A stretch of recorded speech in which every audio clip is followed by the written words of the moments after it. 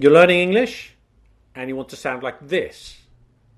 It's been so very nice. I've enjoyed my afternoon enormously. I'm so glad. So have I. I apologize for boring you with long medical words. I feel dull and stupid not to be able to understand more. And not like this. I would like to buy a hamburger. I would like to buy a hamburger. I would like to buy a hamburger. I would like to buy a hamburger. Hello and welcome to Let Them Talk. And today we've got 10 tips for perfect British pronunciation. Now, English pronunciation is not easy and there is no silver bullet for perfect pronunciation. The spelling and the pronunciation are quite different. What you spell is often not what you say. And it does require a lot of work on your part. But if you follow these tips, you'll be on the way to getting a great British accent. Stay tuned.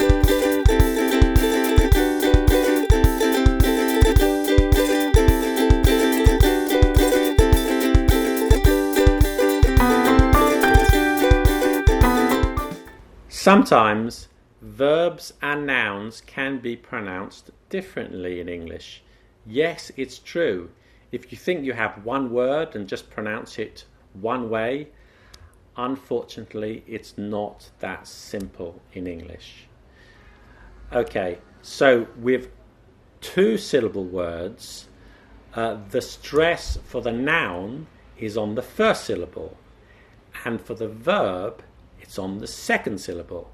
And be careful to stress these correctly, because if you get it wrong, it can completely change the meaning. So, for example, an insult, that's the noun, insult, stress on the first syllable.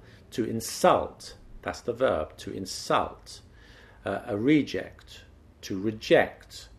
Let me give you some examples in sentences. Permit me to give you the permit. The escort decided to escort me. They wanted me to produce the produce. Anyway, I'll leave a link in the description with a list of these words, so do learn them. So sometimes even one syllable words can have a different pronunciation. Okay, so for example, to use, that's a verb, to use. And use, that's the noun, use. So for example, I cannot use my mobile phone because the use of phones is forbidden in the classroom.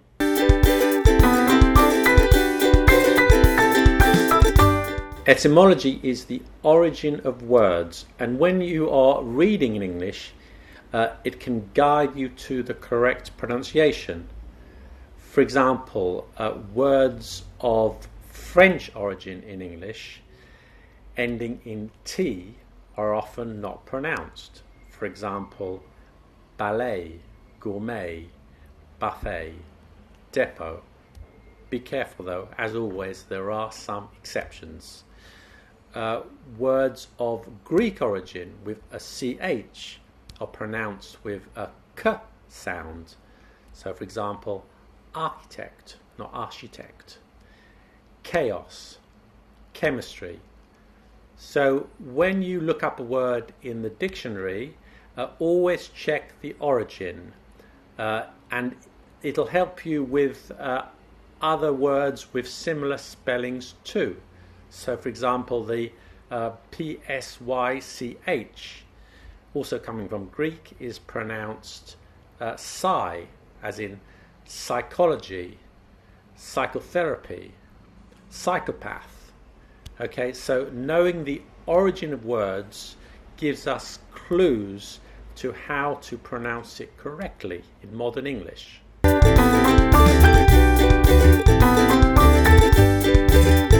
In English, some of the most common words have two pronunciations, a strong form and a weak form. For example, and, you and me. But in conversation, most English speakers will use the weak form, which is un, you and me. Okay, so and is the strong form, un is the weak form. Another example is are. Are is the strong form. But in fluent speech, most people will say, what are you doing? What are you doing? Them has a weak form too. I told them I'd be late. Okay, so there are many more, and I've made a video just about this subject, which I'll leave a link for in the description.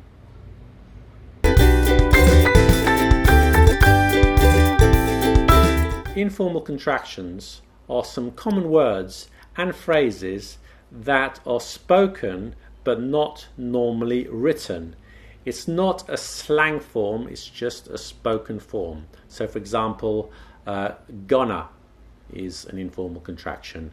I'm gonna see you tomorrow, okay? Wanna, betcha, dunno. I don't know what's happening, okay? So dunno is an informal contraction. Okay, and you need to firstly be able to understand them, and secondly, with a bit of practice, use them too in conversation. Anyway, I've made a video with more detail on this subject, which you can find in the description.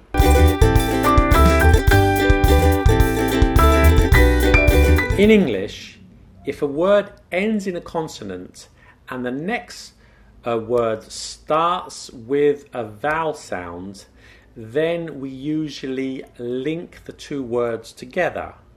So for example, switch off the light, not switch off the light. We link them together, switch off the light.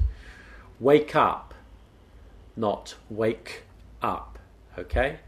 And get off the bus, not get off the bus, get off the bus. So remember, link the two words together.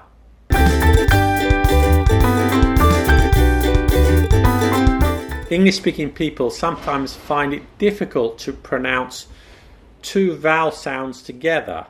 So sometimes we put in a linking consonant between these vowels to make it easier to pronounce. And this consonant might be an R, a Y, or a W, depending on the words.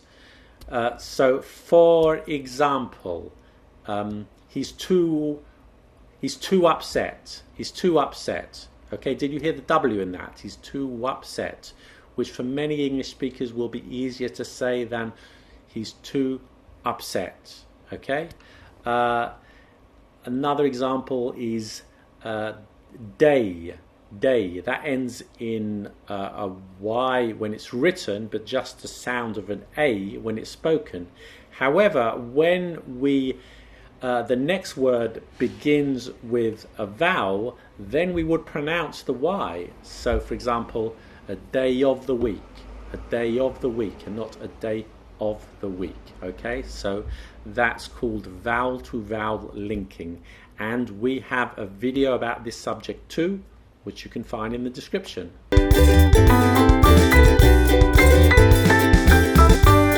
In British English, we only pronounce the R when the next word begins with a vowel. So for example, you say far, better, door.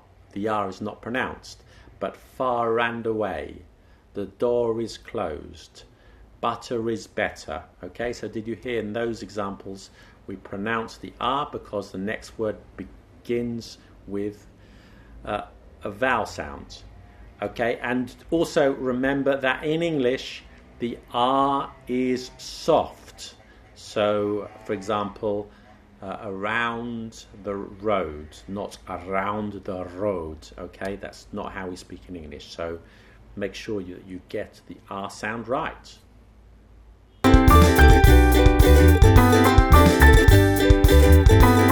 English has a lot of irregular spellings, but there are some rules.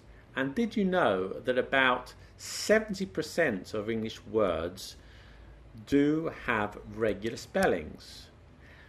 One rule that you can learn is the magic E, which will help your spelling and your pronunciation.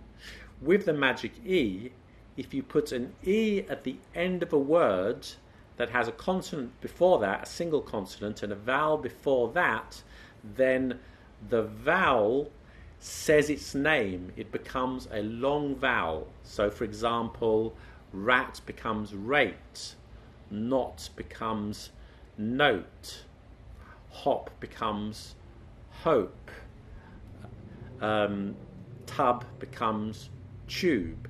Okay, there's a lot more detail about this in the video that we made on the magic E, which you can find in the description.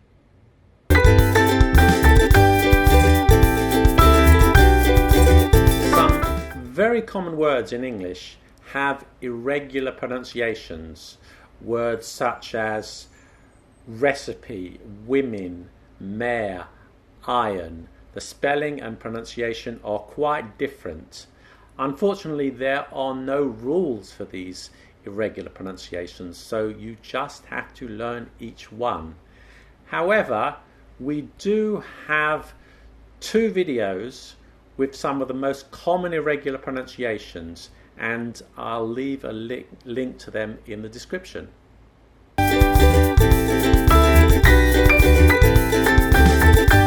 English pronunciation has changed over the centuries. However, the spelling hasn't been updated. One trend in English is for long words to lose a syllable. So, for example, interesting and not interesting as it's written, vegetable and not vegetable, comfortable and not comfortable.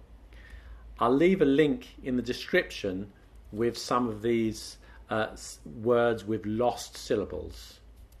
Okay, well, I've given you a lot of work today, but if you follow these tips, then you'll be on the way to sounding more like a native speaker. Thank you for watching. More English language videos coming soon.